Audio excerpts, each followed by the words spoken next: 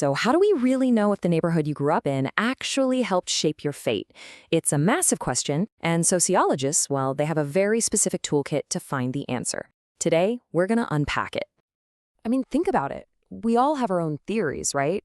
You see stuff happening around you, and you form ideas. But how do you go from just a hunch to, real, solid evidence? How does a sociologist actually prove that the resources in one neighborhood give kids a totally different shot at life than kids just a few miles away?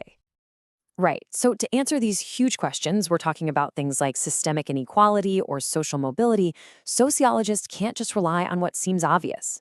Common sense. It can be super misleading. It might tell us one thing, but the data can pull back the curtain and show us the real structural forces at play. So yeah, they need something way more rigorous. And this, right here, gets to the heart of the matter. Sociology is a science. It's an investigation. And just like any detective showing up at a crime scene, a sociologist needs a very specific set of tools to collect and analyze all the clues about our social world. Okay, so let's pop open the first tray in this toolkit. This is where we find the quantitative methods. Think of these as the wide-angle lenses in a camera bag, the tools that are all about capturing the big picture.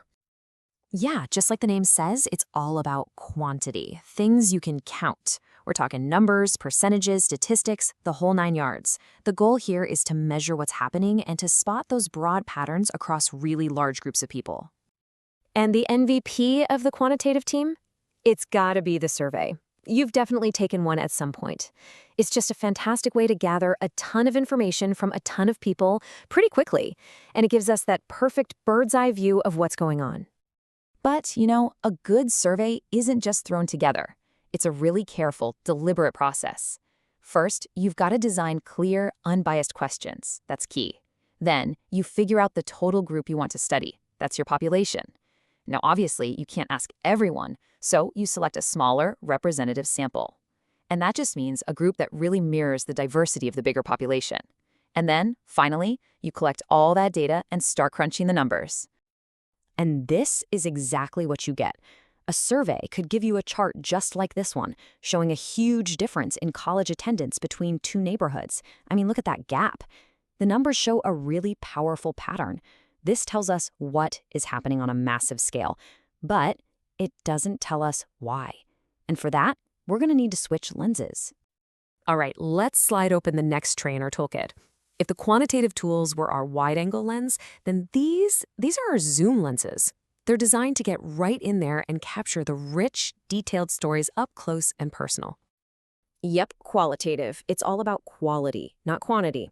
We're not dealing with numbers here. We're talking about words, experiences, emotions, meanings.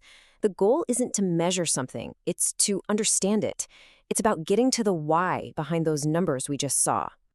And one of the most powerful tools for doing this, it's called participant observation. This is where the sociologist really becomes that detective we were talking about, almost going undercover in a way to understand a community from the inside out.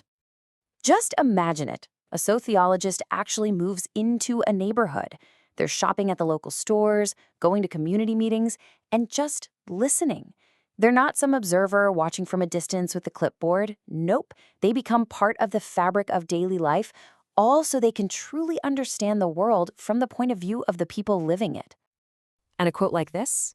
This is the perfect example of what this kind of research can find. A sociologist doing that on-the-ground work in the low-research neighborhood might uncover an insight like this one. See? It's not a statistic. It's a story. It's the human experience that gives that powerful, crucial context to that 45% we saw on the bar chart a minute ago.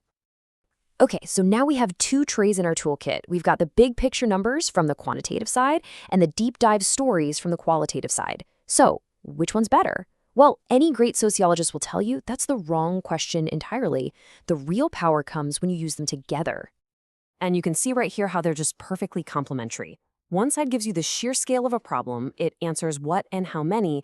The other side gives you the human face of that problem. It answers why. They're not competing with each other at all. They're like two essential partners in a complete investigation. When you put them together, the whole picture just snaps into focus. The survey data, the numbers, shows us the what. College attendance is lower. But then the participant observation, the stories, helps explain the why. Maybe it's because there aren't any safe, quiet places to study. See, the numbers point to the problem, and the stories reveal its roots. So, why does any of this matter to you? Because, look, understanding these methods isn't just for sociologists. We live in a world that is just overflowing with data, with news reports, with studies. And knowing how that evidence is gathered, that is a superpower. So here's the bottom line. Sociology is built on evidence, not just opinions. The quantitative tools give us those broad patterns, the what. The qualitative tools get us to the deep meaning, the why.